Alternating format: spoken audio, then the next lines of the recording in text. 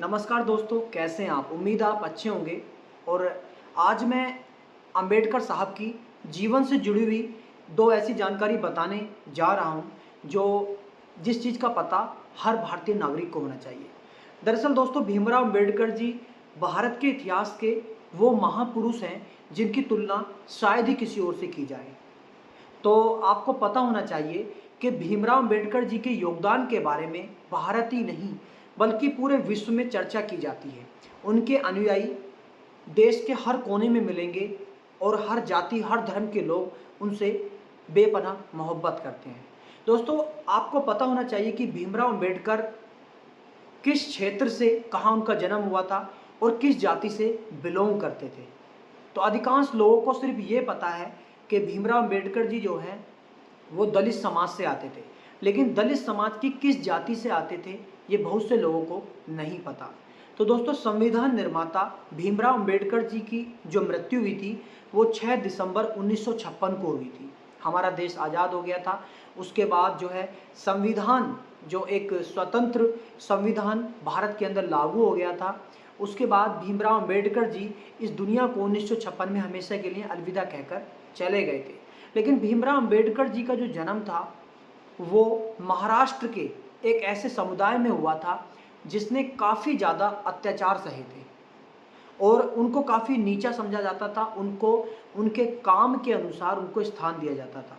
दरअसल कहा जाता है कि भीमराव अंबेडकर के मृत्यु के बाद उनके समाज के लोगों ने जो है बौद्ध धर्म अपना लिया था। तो चलो बताते हैं आपको।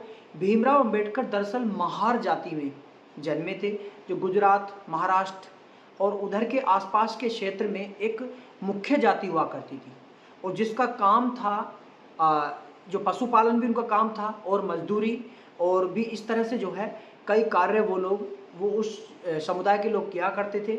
भीमराव अंबेडकर उस जाति से एक ऐसे इंसान शख्स बन के निकले जिन्होंने कभी सोचा नहीं था कि भारत का हर एक नागरिक उनके जाने के बाद उनकी पूजा करेगा। दरअसल भीमराव अंबेडकर हिंदू समाज में चल रही कुछ कुरीतियों से इतने ज़्यादा आहत हो गए थे कि उन्होंने अपने जीवन के कार्यकाल में लास्ट में उन्होंने ये महसूस किया कि शायद सनातन धर्म या हिंदू धर्म के अंदर जो है ऊंच नीच की भावना ज़्यादा है और जो अधिकार हैं वो निम्न वर्ग के लिए कुछ कम है।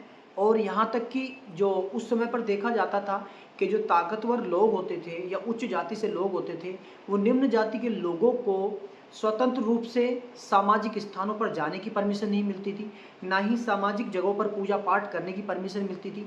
और उनको जो है कहीं ना कहीं बड़े वैवाहिक कार्यक्रमों में बड़े लोगों के यहाँ जाने की उनको परमिशन नहीं होती थी। और लोग उनसे जो है अपने घरों का पानी अगर वो छू लेते थे कुएं को तो वो कुआं भी जो है दूषित माना जाता था। अब ये नहीं पता कि ये भ्रांतियाँ थीं या सच था, लेकिन इतिहास की इन बातों का जिक्र अक्सर लोग करते हैं। तो दरअसल बताया जाता है कि भीमराव अंबेडकर अपने समाज के साथ हुए अन्याय से इतने ज़्यादा आहत थे कि उन्होंने जो है बौद्ध धर्म अपनाने का फैसला लिया और उनके जाने के बाद उनके समुदाय के ज़्यादातर लोगों ने बौद्ध धर्म अपना लिया था।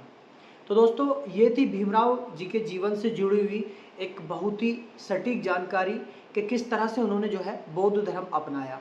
आपको एक बात बता दूं, भीमराव अंबेडकर को जो है भारत रत्न के खिताब से भी नवाजा गया था। तो भीमराव अंबेडकर कोई मामूली इंसान नहीं थे। उनके बारे में एक बात बताई जाती है कि उनके अंदर इतनी ब्रिलियंसी थी, इतना तेज माइंड था कि वो जिस चीज़ को एक बार पढ़ लिया करते थे उसको वो कंठस्थ अपने दिमाग में बैठा लेते थे। तो ऐसे युग पुरुष और महापुरुष को दोस्तों हम सभी को नमन करना चाहिए। अब वीडियो के अंत में मैं आप सभी को धन्यवाद कहना चाहता हूं मेरे चैनल को इतना प्यार देने के लिए। आप सभी कमेंट्स में ये ज़रूर बताएं कि आप कहां से मेरी वीडियो देख रहे हैं। तो दोस्तों, चैनल को सब्सक्राइब करें, वीडियो को शेयर करें। Thank you so much.